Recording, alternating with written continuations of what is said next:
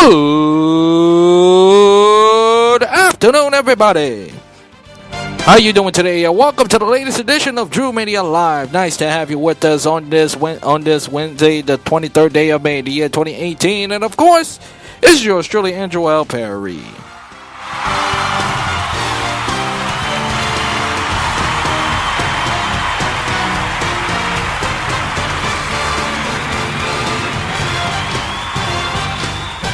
And as always, coming to you live in Andrew, which is the busy streets of Brooklyn, New York, as I chat to you what is happening in the world of sports. Well, last night, not a good night for the New York baseball at all with the Mets and the Yankees. We'll get to them in a second, and I have my thoughts on the new kneeling rule for the NFL. But we'll begin with the NBA playoffs as the Boston Celtics and the Cleveland Cavaliers going to start game number 5 as is official. The conference finals for the East and West are even at 2 games apiece.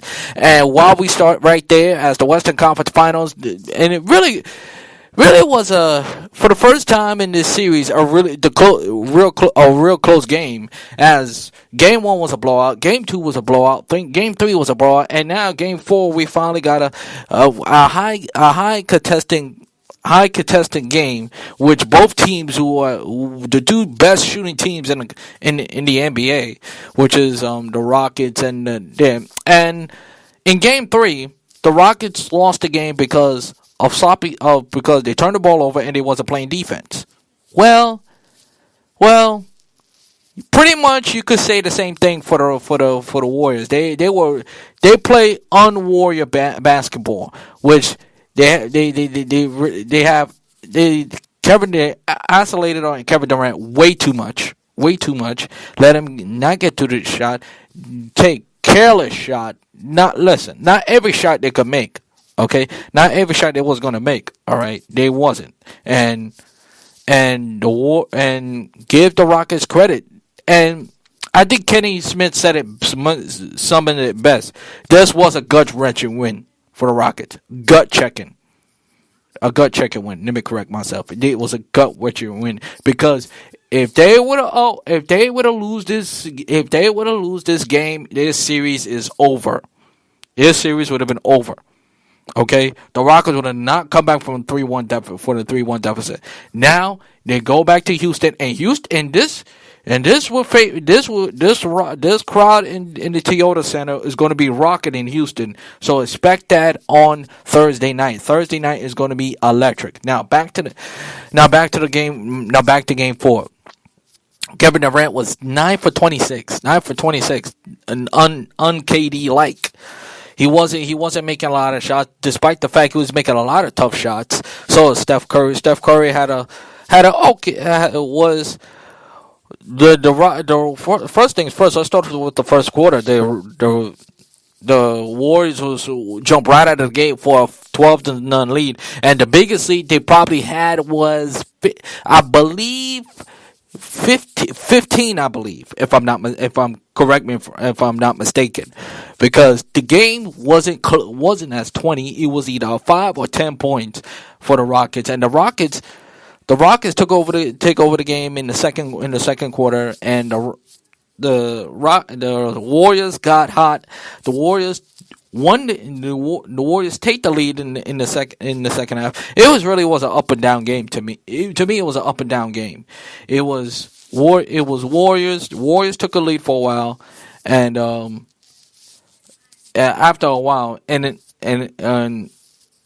after late in the fourth quarter, after Steph Curry hit the big three to take the lead, the Trevor Ariza bounced back, and the Rockets realized, the Houston Rockets, if you're gonna beat this Warriors team, if you're Houston, Chris Paul and James Harden cannot do it itself.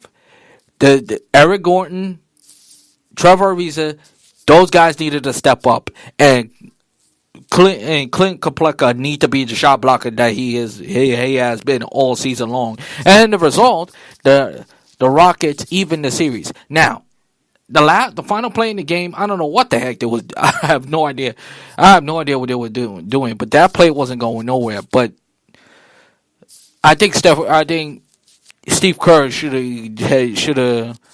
least. I mean, he did call timeout, but he didn't. In that possession, I thought he would have called timeout and design a play for here or there, and after coming out of the game for a while, after he hurt his ankle. I'm talking about Klay Thompson. He wasn't the same player. He was. Yeah, he had his moments. He made his shot, but other than that, he just went cold. He really did. He really did. But but Chris Paul, James Harden showed some fight, and it was a big game. It really a must win game, a gut wrenching game. It really was. It really was. Because I said it before. I'll say it again. If the Rockets don't win this game, they're not winning this series. That's all it is to it. That's all it is to it. Because the Warriors are the only one of the few teams in the NBA that could go into your building and dominate. That's how they have so many shooters. It's ridiculous. They really have. And Thursday night should be a must see TV. Same thing with same. Speaking of must see TV, tonight is a must see game for the Eastern Conference Finals. So as their series is even at 2 games apiece, Cleveland did what they have to do. Take care of home field advantage. No, the game wasn't like Game 3. However, the Cavs, it was similar like Game 4. They shot the ball very well. LeBron James didn't have a. LeBron James was still LeBron James, okay. And Boston, they couldn't make shots. That's all there is to it. It's like it's watching deja vu all over again. And now going in tonight, this should favor the Boston Celtics. I would not be shocked if Boston wins this game. And whoever wins, normally in 82, 90% of the time, whoever wins Game 5 usually wins the series. So, I know you have to win Game 6, you have to win 4 games, but whoever wins this game have a big opportunity of winning this game. Really winning this game. So that's what's happening in the NBA right now. As far as the New York Mets, I guess you could be on. I guess eventually it was gonna snap, but their 4-game winning streak came to an end. Jose Reyes was terrible. He really was. They signed Jose Bautista, who in his debut wasn't really bad. He got his got a couple of he got his strikeouts, he got his hits, but it really was a huge lift. Really was a huge lift. But Zach Wheeler just look, even though he went through 5 innings, he had some strikeouts, but he had a okay game. But he wasn't as prolific. He wasn't as prolific as you want him to be, and they gotta win. I think the Mets gotta win tonight. I think the Mets gotta win, beat the Marlins and take 2 out of 3. I would have loved to get a sweep, but eventually, you gotta take what is given to you. You just do. There's no way around it. There's no the Mets. Even though there was one, remember, folks, there was one game to get to 500 or under, But now they're like 4 games under 500. They gotta, they could savage they season, so to speak. And it's hard. And yesterday was also I just want to throw this out too. Yesterday was the anniversary of the Mets requiring Mike Piazza,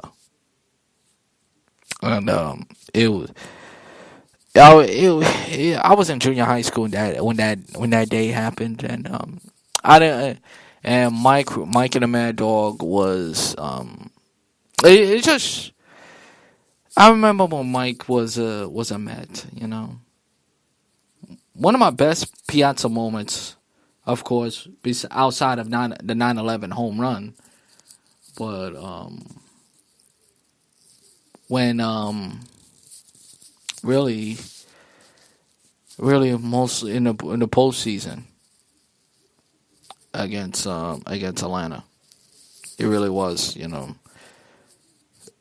Piazza was one of the greatest catchers I've ever seen in baseball, no question about it. Greatest catchers I've ever seen. But back to last night. There's really not much you could say, you know. Just get a win. Just before you head to Milwaukee. Just take this series and just beat the first place Milwaukee Brewers, the Brew Crew, whatever. Anyway,